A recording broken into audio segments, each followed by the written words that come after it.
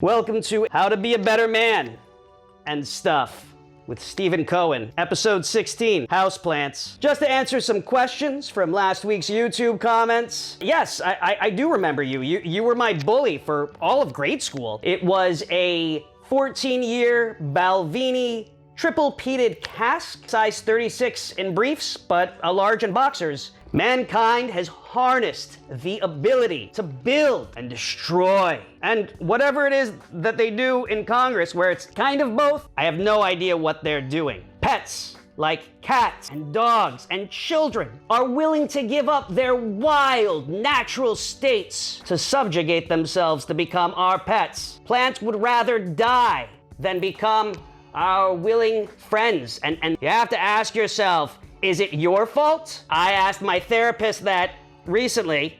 Sometimes you pick the wrong therapist. Sometimes you pick the wrong plants.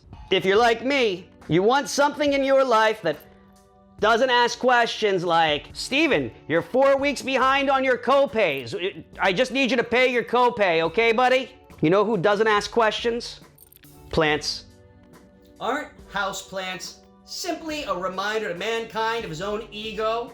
Well, of course they are, silly. But there's so much more. They fight pollution, they give psychological benefits, and they also make us seem less creepy to love interests when we bring them over to our crappy apartment. Ancient Sumerians invented the houseplant. I know what you're thinking. If they can do that, I could grow a houseplant.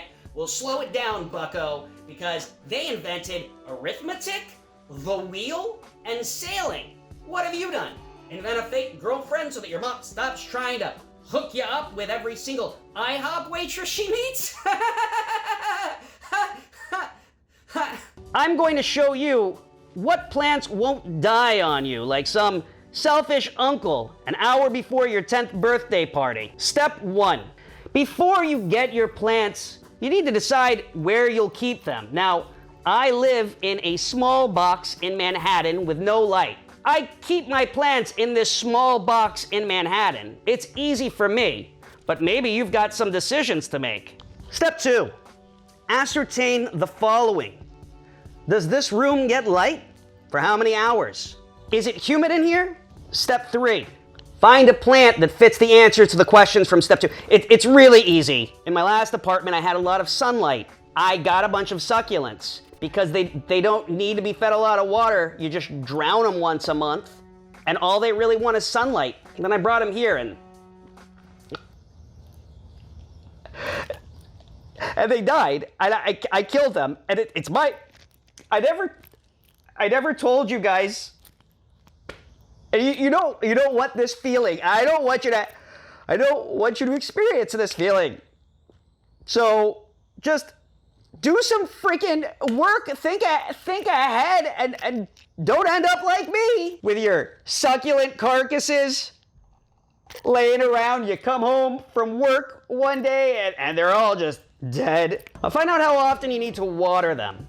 This is really important. If you overwater them, you're gonna get what my ZZ plant is experiencing, these yellow leaves.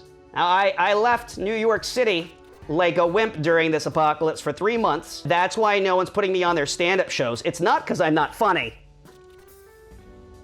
I overwatered this guy when I got home, though, because I felt bad. And now he's got this, okay? My peace lily's my baby. I'm not used to a peace lily. I underwatered this little guy, and he gets this. Now, if you do get a peace lily, you'll notice that they start drooping down like this all of a sudden, like they're sad. Okay? They just want a lot of attention. You need to water them as soon as you see that, but that doesn't mean that they're dying. They're just over dramatic. I'm sorry for saying that. Step 5, find out how much water you give it, okay? Like I said, succulents want to be drowned, but some of these are softies. They want to be sprayed a little bit. Now, I need you to make sure you subscribe, like, and comment with the names of any good therapists in the New York City area.